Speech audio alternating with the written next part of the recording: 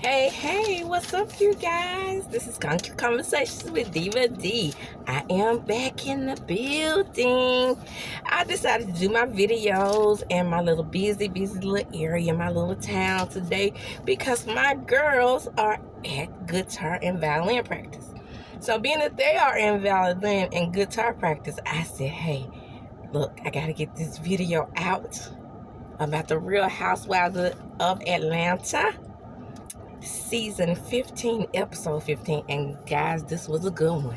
Okay, I'm gonna start it right off with you. Let's get it popping. All right, the show opens up with Kenya, and they discuss Cheekbone Scent divorce, and Scent said that she was kind of disappointed that she was divorced twice on the show already, and Kenya and Mark are still married. Okay, let's move it right along. Sheree discusses her sip and see, and she's gonna go all out as Sheree does, but all the people say she don't pay, so she don't pay. That's why I call her that. But we're gonna keep it pushing, and we go to Drew and Todd, and they're discussing their lines, getting ready for the movie, and they talk about the sex scene, and I'm so proud, so proud of Candy because she's thinking ahead, as Candy always does. She's thinking, hey, I'm going to do what I do best and set everything up, and I'm going to make sure that you're comfortable. And they gave her a sex coach, and I thought that was cool. Okay, Sonya goes to the doctor, and none other than Dr. Jackie is her doctor. And they confirmed that she is indeed pregnant. But I think this, going forward, I think this is gonna not be a successful pregnancy. And Dr. Jackie tells her, she explains to her, what a geriatric pregnancy is and all that stuff. And like I said, I've gone through it. I am an elderly mother myself, so it's nothing but, like I said, it's just a pregnancy over the age of 35, and that's what they call it. I don't know, maybe they should change the name, to make the mother feel comfortable, because, at 41, that was my first, and,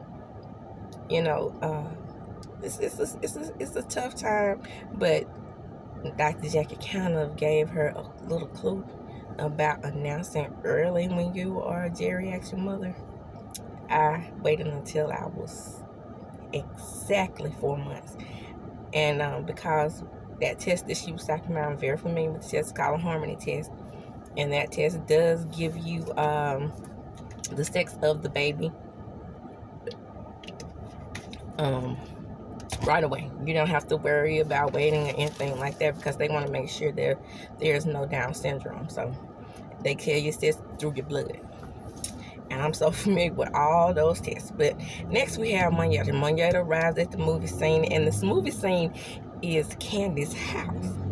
Now, say what you want to say about Candy and Todd, but I think that's a brilliant idea. They have the acres, they have the home that's big enough to film.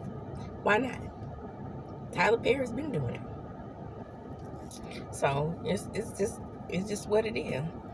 Drew and Monyetta decide they want to run their lines together, and Drew is like, okay, well, let's go. Let's run those lines, and we get that done today, because she's very tired. But according to Candy, she does an awesome job in this movie, and I can't wait to see it. I don't care if it is on Tubi or Shoop Dooby Dooby.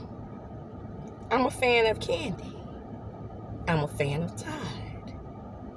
I want to see what they putting out. I want to see what's going down. And like I said, to me, Drew is an awesome actress. I mean, she doesn't have to be in big budget films to display her talent. Next, moving right along, and then that's when Candy lets her know, no worries. I have your intimacy coach. But Candy's like, in her mind, she's like, I'm not all the way 100% comfortable with them, getting it in my bed. But I was like, Candy, I don't know about that. I probably would have been somebody speaking. Small town living. So if I was Candy, I don't know. I wouldn't have been comfortable with them being in my bed either. I probably would have sent them down to the basement or something. Candy has 2 properties on that one plot of land, in my understanding. So she could put them in that guest house over there with the pool that Kim said the black folks don't need tan and lotion for. Over that way. Anyway, they move right along. They talk about Mayetta pulls up the video showing Drew that Courtney actually did call her a bitch. And that's what Drew suspected all along. She suspected that she did call her that, but Candy wasn't so sure. And by looking at the video, I'm not 100% sure either, but I'm definitely not going to say she didn't say it, because she definitely could have said it. Now, move right along. Sheree meets with the decorator. He has, I don't know what that hair is called, but, you know, at some point, I guess, you know, he had it. It was done. It was something. It was definitely something. Move right along from there. Sheree gets in the confessional. And Sheree has 2 faces this season. She has one for the confessional, and she has one for the show. Now, these 2 faces are very different. One of those faces in the confessional, the newest one, it kind of puts you in the mind of the scarecrow from the wig. Hey, Candy. Candy. Put her in let her play the scarecrow. She won't even have to put on makeup. Next, Marlo's foster care Fridays. Okay, I love this. Okay, I know people don't like Marlo, and I'm not a fan of hers either, but I love this. As a former social worker, I talk to my kids all the time, because I had a 100% placement rating when I was with the Department of Human Services. You can go down there and check down there to the Worcester County, and they will let you know that all of my foster children were adopted, because I did not encourage legal guardianship. I always encouraged my foster parents to adopt, and those bonds that they made last forever, because, you know, that's how I do. I make bonds that last forever, and I love facilitating adoptions. So I know a lot of people move right along from this team, but I loved it. I was so proud of those foster children who had become successful, and it was a great thing. Now, if Marlo is really doing this, guys, I'm serious. That is an awesome task to take on as a former foster care child. It was just, I thought that was amazing, and I loved all the blue, and yeah, I like that. But move right along to the next scene. I take notes in a notebook, handwriting. Yes. Ralph comes to see Drew. He's like, you know, I wonder, can we squeeze back there in that room back there? And he was like, it was so hot in there to him. And she was like, hold on. It's my trailer. Back up. You cannot dictate how I run this trailer. And I don't blame her. Stop it. That is her trailer. Todd and Candy gave it to her. Todd. Shout out to Todd. That's how Mama Joyce said Todd. Now, mind you, I met Mama Joyce in person. I got to tell y'all this story one day. I met her in person. Okay, so, yes. So, he actually shades Drew by, you know, telling her, you know, it's a small trailer, and, you know, he's just a little too excited for me about the sex scene. I mean, my goodness. He's like, oh, what did she do? Did she kiss you? Did she kiss you in the mouth? And I'm like, come on, Ralph. The girl is trying to be as professional as she can. She's already all up in a tizzy, and a tizzy at that, because she thinks people think she's Let me get that in the shot. A lesbian. And she hates the thought of that. So they go on to talk about it, and you know, he goes on to say, well, you know, he seemed so excited, and she was like, well, come on, honey, you know, we're just trying to keep it professional. And then he's like, you know, kind of shades her again and like, what is it that you do, you know, in this movie? And she was like, you know, why is he asking me out in the confessional? She goes, why is he asking me all these questions? I don't know what he does. Yeah, but when y'all were good, you can tell this confessional was taped after they had decided to call it, because she never shaded him in his profession before. Peep that. All right, now moving right along from that scene, we get to the sipping scene. Sonya arrives first. She goes in and praises Mama Sheree, as she normally does. And I'm like, what in the heck is so special to her about Sheree? What? Anyway.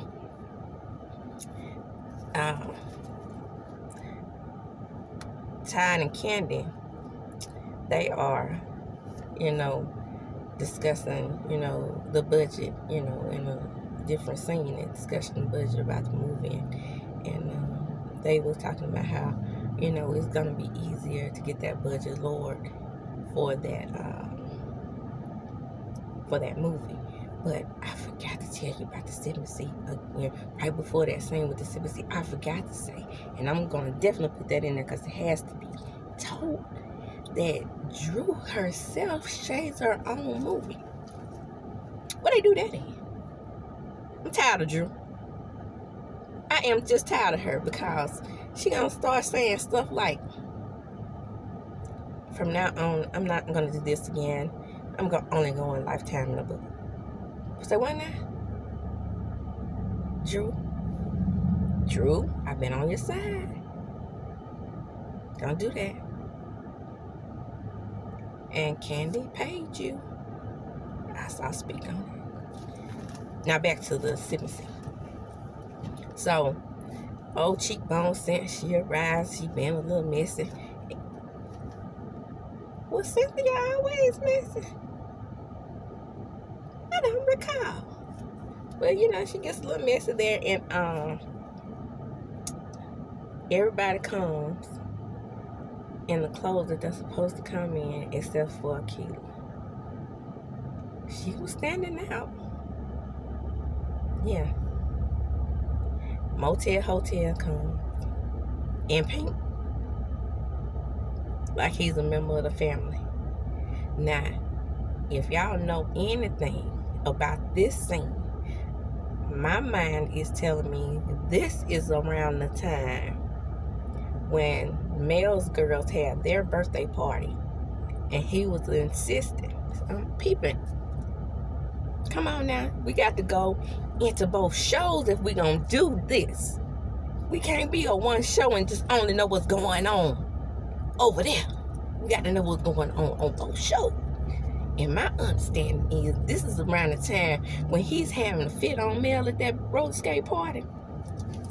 And there he is in his pink, arriving on time at Sheree's place.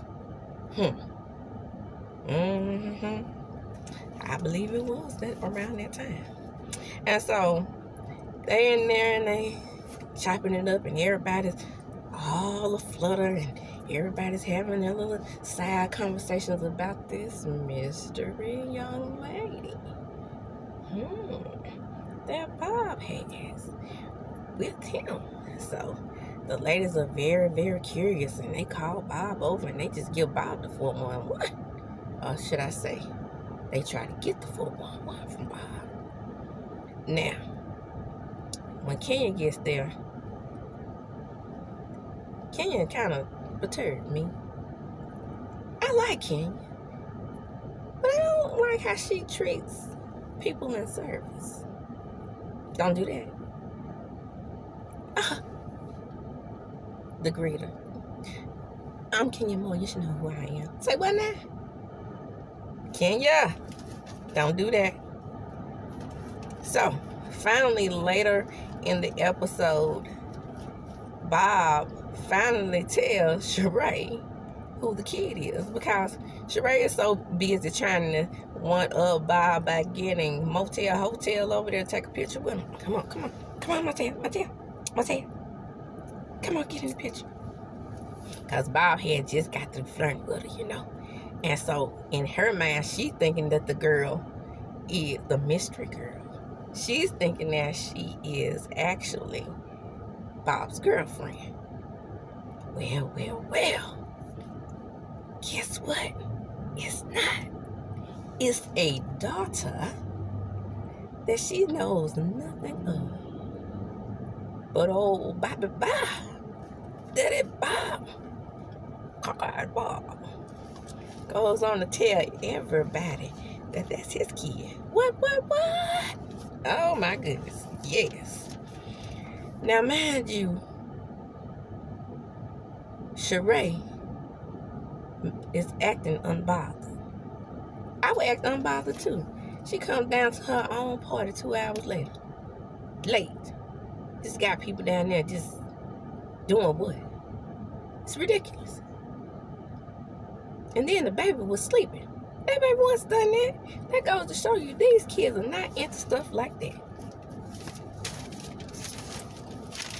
Finally, Drew comes. And when Drew shows up, she's upset because she sees Anthony. Now, Anthony, this guy right here, I am not feeling. He gets into, Kennedy, lets him know that, Drew's not coming in because of him. And then he literally threw a shoe and hit her. So I said, I love the women. I start hitting the women. I love the women. But, Candy is keeping him on task. And just basically, letting him know that she's not cool with him hitting Drew with that shoe. Let me speed this up because my children will be out at 4 o'clock, child. But anyway, she goes on to say, I'm not, with that shoe. When she hit me with her raggedy bag fast. That one there.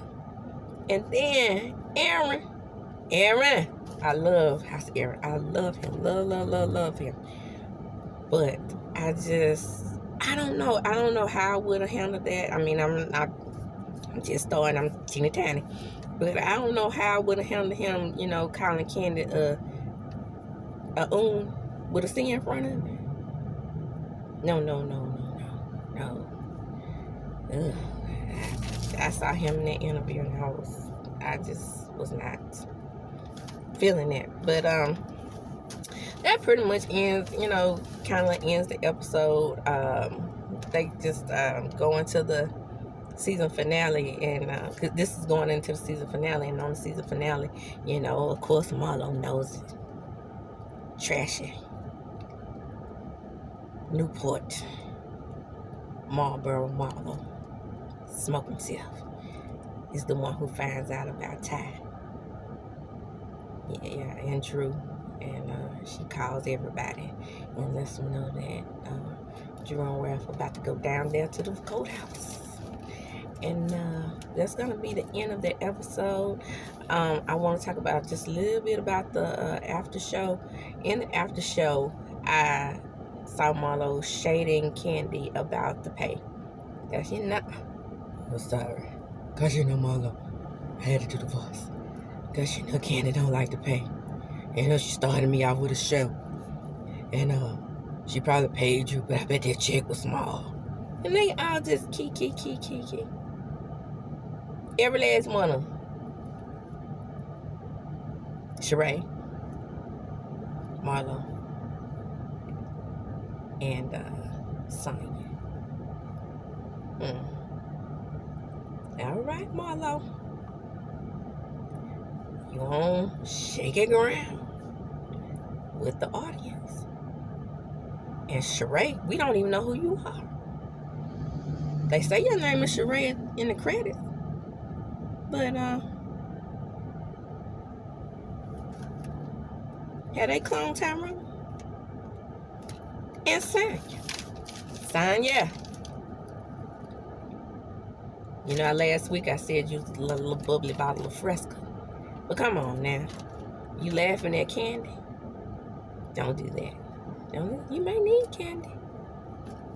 You may need candy.